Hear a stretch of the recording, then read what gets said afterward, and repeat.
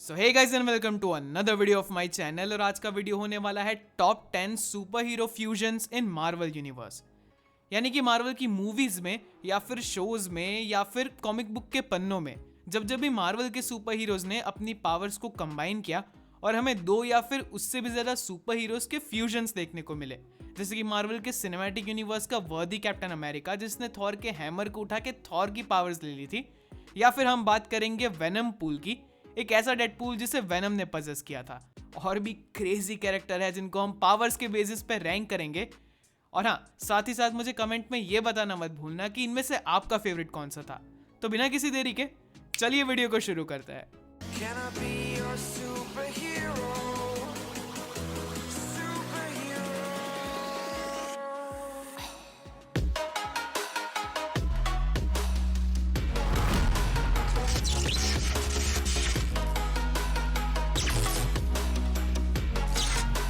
Number 10 all seeing Daredevil. तो number 10 पे है all seeing Daredevil. All seeing Daredevil की स्टोरी कुछ ऐसी है कि कॉमिक में वॉर ऑफ फिल्म्स की स्टोरी के दौरान मैंगॉक ने हेमडाल की दोनों आंखें फोड़ दी थी। तो एसगार्ड का ऐसा गॉड जो कि पूरे यूनिवर्स को देखता था अब कुछ नहीं देख पा रहा था और किसी और को हेमडाल की रिस्पॉन्सिबिलिटी लेनी होगी। पर ये इतना सिंपल नहीं था क्योंकि हेमडाल जैसी सेंस मिलने के बाद कोई नॉर्मल इंसान पागल हो सकता था। पर डेयरडेविल जैसा कैरेक्टर जिसके पास बचपन से ही विजन नहीं था और उसने अपनी बची हुई सेंसेस को मास्टर करने में ही अपनी पूरी लाइफ गुजारी थी, वो कैरेक्टर एक्सपर्ट था ऐसी सेंस को हैंडल करने के लिए और इस रिस्पॉन्सिबिलिटी को लेने के लिए। और तभी हमें कॉमिक में ऑल सीइंग डेयरडेविल देखने को मिला। हेमडाल की स्वॉर्ड और उसकी पावर के साथ ऑल सीइंग डेयरडेविल पूरे यूनिवर्स को सेंस कर सकता था। लिटरली पूरे यूनिवर्स के किसी भी प्लेनेट पे अगर एक बटरफ्लाई भी उड़ रहा होगा तो ऐसा कहा गया था कि ऑल सीइंग डेयरडेविल उसे सेंस कर सकता था। और इसी के साथ साथ ये कैरेक्टर बाइफ्रॉस्ट को भी कंट्रोल करता था। तो हाँ, ये कैरेक्टर डेयरडेविल के अब तक के कॉमिक के सारे वर्जन में मेरे हिसाब से सबसे पावरफुल था। और आई डोंट नो कि इस कैरेक्टर को हम फ्यूचर में कभी भी मूवीज में देख पाएंगे या नहीं, पर ये कैरेक्टर अपने आप में बहुत कूल था। Number 9 star Lord T'Challa. तो स्टार लॉर्ड टिचाला को आप में से बहुत लोग जानते होंगे। ये मार्वल की व्हाट इफ सीरीज का पॉपुलर कैरेक्टर है और इसका ओरिजिन कुछ ऐसा है कि जब पीटर क्विल अर्थ पे पैदा होता है तब ईगो द लिविंग प्लेनेट अपने रेवेजर्स को यानी कि योंडू को भेजता है पीटर क्विल को लेने के लिए। पर यहाँ पे पीटर क्विल एक सेलेस्टियल का बेटा था और इसलिए वो काफ़ी हाई एनर्जी सिग्नेचर्स रखता था। पर इस एनर्जी सिग्नेचर को ट्रेस करते करते वो लोग गलती से वकांडा आ जाता है क्योंकि वाइब्रेनियम के एनर्जी सिग्नेचर्स भी कुछ ऐसे ही होते हैं। और वकांडा आके वो ओरिजिनल पीटर क्विल को नहीं बल्कि टिचाला को उठा लेते हैं और आगे जाके यही टिचाला स्टार लॉर्ड भी बनता है। तो ये कैरेक्टर ना सिर्फ स्पेस एडवेंचर करता है बल्कि ये वकांडा का प्रिंस भी है। स्टार लॉर्ड टिचाला आखिरी ऐसा कैरेक्टर था जिसके ऊपर लेट चैडविक बोजमैन ने काम किया था। मुझे ये कैरेक्टर पसंद है, मैं इस कैरेक्टर को लेकर और कंटेंट चाहता हूँ और मैं तो चाहता हूँ कि इस कैरेक्टर को लेकर एक डेडिकेटेड सोलो एडवेंचर सीरीज बनाई जाए। नंबर 8 वर्दी कैप्टन अमेरिका। वो कैप्टन अमेरिका जिसने एंड गेम में थॉर के म्योनिर को उठा लिया और थॉर की पावर्स के साथ अकेले ही थैनोस का सामना किया था। ये कैरेक्टर और ये स्पेशली मूवमेंट हमारे एमसीयू के फेवरेट मूवमेंट्स में से एक है और मुझे अभी भी याद है कि मैंने थिएटर्स में कैसे तालियां बजाई थी। अब देखो, इस कैरेक्टर का कोई इंट्रोडक्शन देने की जरूरत नहीं है, ना ही ये बताने की जरूरत है कि ये कैरेक्टर पावरफुल कितना था। कैप्टन अमेरिका ने परफेक्टली अपनी शील्ड और थॉर का हैमर जिस सिंक्रोनाइजेशन में यूज किया था पहली बार में, बहुत ही औसम था। पर मैं आपको कुछ थियरीज बताता हूँ। देखो, एज ऑफ अल्ट्रॉन में हमने देखा था कि कैप्टन अमेरिका ने थॉर के हैमर को बस थोड़ा सा मूव किया था पर वो उठा नहीं पाए थे। तो आखिर इसके पीछे राज क्या हो सकता है कि उसी कैप्टन अमेरिका ने एंड गेम में हैमर को उठा लिया। कुछ थियरीज ऐसा कहती है कि कैप्टन अमेरिका को पता था कि वो एज ऑफ अल्ट्रॉन के दौरान भी उस हैमर को उठा लेते, उनसे वो हैमर ऑलरेडी हिल गया था। पर क्योंकि इस चीज़ को करने से थॉर का ईगो हर्ट हो जाता और वो टीम के लिए अच्छा नहीं होता, कैप्टन अमेरिका ने हैमर नहीं उठाया था। यही एक लीडर की आइडेंटिटी होती है। तो दूसरी थियरी ऐसा कहती है कि उस वक्त पे कैप्टन अमेरिका ने एक सीक्रेट को अपने अंदर दबा के रखा था। उसने टोनी को ये नहीं बताया था कि उसके पेरेंट्स को मारने वाला और कोई नहीं विंटर सोल्जर था। और इसी राज को अपने दिल के अंदर रखने की वजह से और इसी गलती की वजह से वो कंप्लीटली वर्दी नहीं थे। आपको इन दोनों में से कौन सी थियरी सही लगती है मुझे कमेंट्स में ज़रूर बताना। Number 7 iron hammer and soldier supreme. तो अपने पिछले वाले कैरेक्टर में हमने देखा कि किस तरीके से एमसीयू में हमें कैप्टन अमेरिका और थॉर की पावर को कंबाइन होता हुआ दिखाया गया, पर कॉमिक्स में आयरन मैन और थॉर भी कंबाइन हो चुके हैं। लिटरली ये दोनों कैरेक्टर साथ में मिलके एक कैरेक्टर बन चुका है। और ये चीज़ होती है इन्फिनिटी वॉर्स की स्टोरी लाइन में, जहाँ पे गमोरा थैनोस के अधूरे काम को पूरा करने की कोशिश करती है। एक्चुअली थैनोस की जो सोच होती है वो गमोरा में बहुत डीपली रूटेड होती है, तो थैनोस के मरने के बाद भी गमोरा थैनोस के टास्क को कंप्लीट करने की कोशिश करती है। यानी कि थैनोस जिस तरीके से चाहता था कि यूनिवर्स की पॉपुलेशन आधी हो जाए और वो आधी पॉपुलेशन को मिटाने वाला था, उससे थोड़ा अलग गमोरा ज़्यादा मर्सीफुल तरीका सोचती है। वो सोचती है कि मैं यूनिवर्स की आधी पॉपुलेशन को मर्ज कर दूंगी, यानी कि दो कैरेक्टर्स को मर्ज करके एक ही कैरेक्टर, एक ही पर्सनैलिटी बना दूंगी और उस तरीके से पॉपुलेशन को आधा करूंगी। और इसी के चक्कर में वो हमारे सुपर हीरोज को भी मर्ज कर लेती है, जहाँ पे आयरन मैन और थॉर कंबाइन होके बनते हैं आयरन हैमर। और इतना ही नहीं, डॉक्टर स्ट्रेंज और कैप्टन अमेरिका कंबाइन होके बनते हैं सोर्सरर सुप्रीम, या फिर उससे आप सोल्जर सुप्रीम कह सकते हो। यहाँ पे सिर्फ कैरेक्टर्स ही फ्यूज नहीं होते, बल्कि उनकी पर्सनैलिटी, उनकी स्टोरी और उनकी डेस्टिनीज तक भी कंबाइन हो जाती है। यहाँ पे सिर्फ आयरन हैमर और सोल्जर सुप्रीम नहीं, बल्कि और भी क्रेजी कैरेक्टर्स हमें देखने को मिलते हैं, जैसे कि घोस्ट पैंथर जो कि घोस्ट राइडर और ब्लैक पैंथर का कॉम्बिनेशन है, या फिर एरिक नाइट जो कि स्पाइडरमैन और मून नाइट का कॉम्बिनेशन है। ये कैरेक्टर बहुत ही ज़्यादा क्रेजी थे और कुछ हद तक वियर्ड भी थे। इन कैरेक्टर्स की स्टोरी को फ्यूज़ होते हुए देखना और एक कम्प्लीटली नई स्टोरी बनते हुए देखना व्यूअर्स के लिए बहुत ही यूनिक एक्सपीरियंस था। ये कॉमिक अपने आप में बहुत कूल है। अगर आप चाहते हो कि मैं इस कॉमिक को कवर करूं तो मुझे कमेंट्स में बताना, मैं पूरी स्टोरी को भी कवर कर सकता हूं। Number 6, venom pool. तो मार्वल की एक व्हाट इफ की सीरीज में वेनम कंबाइन होता है डेडपूल के साथ और ये सारी चीज़ें करता है बियॉन्डर, जो कि एक ऐसे कैरेक्टर को जन्म दे देता है जो कि बहुत ही वायलेंट है। ये वेनम पूल ना सिर्फ अपने यूनिवर्स के सारे सुपर हीरोज एंड विलन्स को मार देता है, बल्कि उन्हें लिटरली खा जाता है और अपने यूनिवर्स को डिस्ट्रॉय कर देता है। और यहाँ पे एक और चीज़ भी इंटरेस्टिंग है कि आपने वेनम की मूवी में नोटिस किया होगा कि वेनम जिन भी क्रीचर्स को एज अ होस्ट लेता है वो धीरे धीरे मर जाता है, अनलेस एंड अनटिल वो होस्ट बहुत ही ज़्यादा वेनम के साथ कंपैटिबल हो, जो कि होना बहुत ही रेयर है। और बहुत ही रेयर इवेंट में वो किसी कैरेक्टर के साथ सिम्बियोसिस अचीव कर सकता है, जैसे कि उसने एडी ब्रॉक के साथ किया था। पर डेडपूल के साथ वेनम को ये करने की ज़रूरत नहीं है, क्योंकि अगर वेनम डेडपूल के साथ कंबाइन होता है और उसे अंदर से मारता भी रहता है तो डेडपूल अपने आप को अंदर से हील करता रहेगा। और इसीलिए ये कैरेक्टर एक्चुअली कंबाइन हो सकता है, जो कि सोचना बहुत ही ज़्यादा कूल है। और हाँ, ये कैरेक्टर एक इविल डेडपूल कॉप को भी ज्वाइन कर चुका है।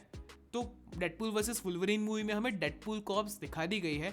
क्या पता है इस कॉप का कोई इविल वर्जन भी एग्जिस्ट करता हो, जो कि फ्यूचर में हमें दिखाया जाए और उसमें हमें वेनम पूल दिखे। Number 5, weapon as.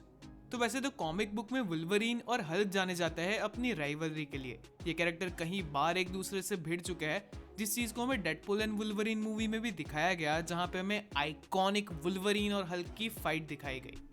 पर कॉमिक में एक पॉइंट ऐसा भी है जहाँ पे इन दोनों कैरेक्टर्स की पावर को साथ मिला के कंबाइन किया गया है। एक्चुअली जो साइंटिस्ट की टीम होती है जिन्होंने वेपन एक्स प्रोग्राम डिज़ाइन किया था, जिससे वुल्वरीन को उसकी पावर्स मिली, और उन्होंने और भी म्यूटेंट्स पे एक्सपेरिमेंट किए जैसे कि सेबर टूथ, वो लोग एक पॉइंट पे कोशिश करते हैं कि वेपन एक्स की पावर्स को हल्क की गामा पावर्स के साथ मिलाया जाए और दोनों फार्मूला को साथ में जोड़ के एक एक्सपेरिमेंट किया जाए, और उसी एक्सपेरिमेंट से जन्म होता है वेपन एच का। वो लोग एक प्रीवियस मिलिट्री पर्सनल पे एक्सपेरिमेंट करते हैं जिससे वेपन एच बनता है। ये एक ऐसा कैरेक्टर है जिसके पास हल्क की स्ट्रेंथ और उसका फिजिक है, तो साथ ही साथ वुल्वरीन जैसा स्केलेटन है जो कि एडमेंटियम से बना है और उसके क्लॉज भी है। इस कैरेक्टर को रोकना इम्पॉसिबल है। इस कैरेक्टर की पावर्स अनस्टॉपेबल है और उसको एक छोटी सी चोट पहुंचाने के लिए भी आपको एडमेंटियम या वाइब्रेनियम के वेपन्स लगेंगे, और उसके हीलिंग फैक्टर की वजह से उसे मारना इम्पॉसिबल है। ये कैरेक्टर आफ्टर ऑल अपनी वेपन एक्स की फैसिलिटी को एस्केप कर जाता है और इन लोगों की पकड़ से निकल जाता है, जिसके बाद उसे रोकना बहुत ही मुश्किल हो जाता है। Number 9, Phoenix Cyclops. तो वैसे तो हम साइक्लॉप्स एंड फीनिक्स यानी कि स्कॉट समर्स और जीन ग्रे को एज अ कपल देखते हुए आए हैं, पर कॉमिक में एक नहीं बल्कि दो पॉइंट ऐसे हैं जहां पे साइक्लॉप्स खुद फीनिक्स की पावर्स को पजेस कर चुका है। पहला पॉइंट था अवेंजर्स वर्सेस एक्समैन की कॉमिक्स में, जहां पे एक्समैन सामना करता है अवेंजर्स का, और क्योंकि वो लोग अवेंजर्स से वीक होता है तो वो लोग एक प्लान बनाते हैं। एक्समैन की टीम के 5 मेंबर्स फीनिक्स की पावर्स को डिस्ट्रीब्यूट करते हैं और बन जाते हैं फीनिक्स 5।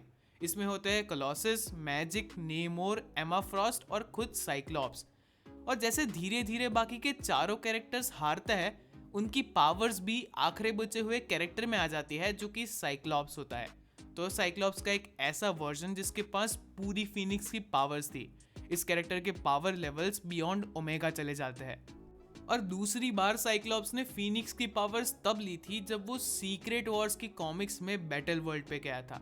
साइक्लॉप्स ने एक फीनिक्स का एग अपने पास रखा था जिसमें से वो पूरी फीनिक्स फोर्स को एब्जॉर्ब कर जाता है और बनता है वापस फीनिक्स साइक्लॉप्स।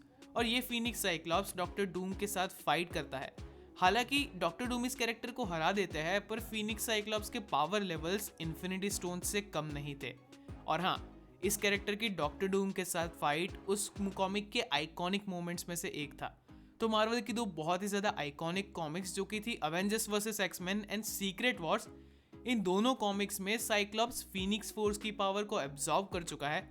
तो हाई चांसेस कि फ्यूचर में कभी ना कभी किसी ना किसी मूवी या फिर एटलीस्ट एनिमेटेड शो में इस चीज को फॉलो होता हुआ हम एमसीयू में देख पाएंगे। नंबर 3, नेक्रोगॉड लोकी। अब थॉर की एक अल्टरनेट कॉमिक्स थी जिसका नाम है ओल्ड किंग थॉर, जहां पे थॉर का एक अल्टरनेट वर्जन हमें दिखाया जाता है। थॉर का एक बूढ़ा वर्जन, एक किंग थॉर जो कि टाइम के एंड तक जिंदा रहता है। और इसी की स्टोरी में वो बहुत ही इंटरेस्टिंग विलन्स को फाइट करता है, जिसमें से मेरा फेवरेट था नेक्रोगॉड लोकी। लोकी का एक ऐसा वर्जन जो कि अपने मैजिक और इल्यूजन्स को तो एक बहुत ही लंबी एज तक मास्टर कर ही चुका है, पर साथ ही साथ उसके पास गॉड द गॉड बुचर का वेपन द नेक्रोस्वॉर्ड भी है। सोचो, एक आइकॉनिक एंटी हीरो, थॉर का सबसे आइकॉनिक एंटी हीरो लोकी, जो कि कंबाइन होता है थॉर के सबसे powerful villain God the God butcher की पावर्स के साथ। इस कैरेक्टर के पावर लेवल्स मुझे आपको एक्सप्लेन नहीं करने पड़ेंगे, और ऐसे चांसेस तो नहीं है कि ये कैरेक्टर कभी हमें मूवीज में दिखेगा, पर मैं बस एक आइडिया सजेस्ट करता हूँ, आप मुझे बताना आपको कैसा लगता है। देखो, लोकी की सीरीज में हमें ओल्ड लोकी दिखाया गया है जिसने इल्यूजन की आर्ट को किसी भी लोकी से ज़्यादा अच्छा मास्टर किया है। क्या हो अगर इस कैरेक्टर को कहीं ना कहीं वॉइड में द नेक्रोस्वॉर्ड मिले और ये कैरेक्टर नेक्रोगॉड लोकी मिले बने। मुझे ये चीज़ सोचने में ही बहुत कूल लग रही है। अगर मार्वल तुम इस वीडियो को देख रहे हो, अगर ये वीडियो मार्वल के किसी भी लेवल के बंदे तक पहुंच रहा है, इस आइडिया को कंसिडर करो, फैंस पागल हो जाएंगे। नंबर 2, ऑनस्लॉट, जो कि कॉम्बिनेशन है प्रोफेसर एक्स और मैग्नीटो का। लिटरली एक्समैन के लीडर और एक्समैन के सबसे बड़े विलन का कॉम्बिनेशन। कॉमिक में एक पॉइंट पे जब मैग्नीटो बहुत ही ज्यादा वायलेंट हो जाता है, जो कि वुल्वरिन की बॉडी में से एडमेंटियम तक को खींच लेता है, उस पॉइंट पे उस मैग्नीटो को रोकने के लिए प्रोफेसर एक्स उसके दिमाग को एंटर करता है। पर मैग्नीटो जो कि हॉलोकास्ट का सर्वाइवर है, उसके दिमाग में इतना ज़्यादा पेन, इतना ज़्यादा हेट होता है जिसे प्रोफेसर एक्स भी हैंडल नहीं कर पाते और खुद उसके अंदर कैद रह जाता है। और उसके बाद प्रोफेसर एक्स को मैग्नीटो के दिमाग से निकालना और उनके निकलने के बाद भी उन्हें रिकवर करने में बहुत टाइम लगता है। और फिर हम डिस्कवर करते हैं कि एक्चुअली प्रोफेसर एक्स खुद इन सारी चीज़ों के बीच में से कैद होके एक नेगेटिव एनर्जी प्रोड्यूस करता है और उनके दिमाग के अंदर से एक विलन का जन्म होता है जो कि है ऑनस्लॉट। ये एक ऐसा कैरेक्टर है जिसके पास प्रोफेसर एक्स की और मैग्नीटो की दोनों की पावर है। ये कैरेक्टर दोनों के कॉम्बिनेशन से बना है। मैग्नीटो जो कि इतना पावरफुल है कि उसके सामने सारे वेपन, सारे मेटल यूजलेस है, और जो कि प्लैनेट के मैग्नेटिज्म तक को कंट्रोल करता है, यानी कि अगर वो चाहे तो एक ही सेकंड में अर्थ का रोटेशन रोक के उसे डिस्ट्रॉय कर दे। प्रोफेसर एक्स जो कि टेलीपैथिकली किसी के भी दिमाग को पढ़ सकता है, फ्रीज कर सकता है और यहाँ तक कि कंट्रोल कर सकता है, और जबकि वो भी अपनी पावर्स को होल्ड बैक करता है। अगर प्रोफेसर एक्स चाहे तो एक सेकंड में किसी को पागल कर दे। पर हाँ, ऑनस्लॉट किसी भी पावर्स को होल्ड बैक नहीं करता। उसकी हेट हालांकि इन पावर्स को और एम्पलीफाई करती है, और ये दोनों ओमेगा लेवल पावर्स को उससे भी ज़्यादा फुल पोटेंशियल पे यूज़ करता है, और इसीलिए ये कैरेक्टर सबसे पावरफुल है। ऑनस्लॉट को रोकने के लिए फैंटास्टिक फोर, एक्समैन और अवेंजर्स को साथ में आना पड़ा था। और अब ये सोचो कि एक्समैन 97 सीरीज के एंड में हमने इसी चीज़ को देखा है। मैग्नीटो ने वुल्वरिन के एडमेंटियम को निकाल लिया था और प्रोफेसर एक्स मैग्नीटो के दिमाग में जाने के बाद वहाँ से बाहर आने के लिए स्ट्रगल कर रहा है, और लिटरली दोनों ही कैरेक्टर अनकॉन्शियस है। मुझे बहुत ही ज़्यादा प्रोबेबल लग रहा है कि इस सीरीज़ के नेक्स्ट सीजन में हमें ऑनस्लॉट दिखेगा। आई एम वेरी सरप्राइज कि कोई भी इस कैरेक्टर के बारे में बात क्यों नहीं कर रहा है, पर अगर ये कैरेक्टर दिखा तो आप वापस इस वीडियो पे आके मुझे क्रेडिट ज़रूर देना। Number 1, cosmic ghost rider. तो एक अल्टरनेट यूनिवर्स जहाँ पे थैनोस सारे सुपर हीरोज को मार रहा होता है, वहाँ पे फ्रैंक कैसल का कैरेक्टर जो कि ऑलमोस्ट मरने वाला होता है, उसके पास मेफिस्टो आता है और उसे कहता है कि वो उसकी जान बचा सकता है, पर बदले में उसे स्पिरिट ऑफ वेंजेंस को पॉजेस करना होगा। और पनिशर इस डील को एक्सेप्ट करते ही बन जाता है घोस्ट राइडर। और उसके बाद ये कैरेक्टर ऐसे गैलेक्टस के पास जाता है जो कि थैनोस से फाइट करते करते मर रहा था, और मरने से पहले वो पनिशर को अपनी पावर कॉस्मिक भी देता है। यानी कि अब पनिशर के पास घोस्ट राइडर की पावर्स भी है और गैलेक्टस की पावर कॉस्मिक यानी कि उसके हेरल्ड्स वाली पावर भी है। आप लिटरली सोचो, पनिशर जो कि ऑलरेडी एक बहुत ही स्किल्ड सुपर हीरो है, उसके पास स्पिरिट ऑफ वेंजेंस यानी कि मिस्टिक की दुनिया की सबसे बड़ी पावर, और पावर कॉस्मिक यानी कि स्पेस की सबसे बड़ी पावर है। ये कैरेक्टर यूनिवर्स लेवल पे किसी भी थ्रेट का सामना कर सकता है। और इस कैरेक्टर की स्टोरी भी बहुत इंटरेस्टिंग है, जहाँ पे वो टाइम में पीछे जाके वापस थैनोस को रोकने की कोशिश करता है। इस कैरेक्टर की पर्सनालिटी भी उतनी ही कूल है, और अगेन जैसा मैंने कहा, इसकी पावर्स अनमैच्ड है, और इसीलिए ये कैरेक्टर इस लिस्ट में नंबर 1 पे है। अच्छा, अगर आप ये भी चाहते हो कि मैं कॉस्मिक घोस्ट राइडर की पूरी कॉमिक या फिर स्टोरी भी कवर करूँ तो मुझे कमेंट्स में ज़रूर बताना। That is it for today guys. अगर आपको आज का वीडियो अच्छा लगा है तो इसे लाइक करो, ज़्यादा से ज़्यादा लोगों के साथ शेयर करो, और अगर चैनल पे नए हो तो चैनल को सब्सक्राइब करना मत भूलना। मिलते हैं हमारे अगले वीडियो में।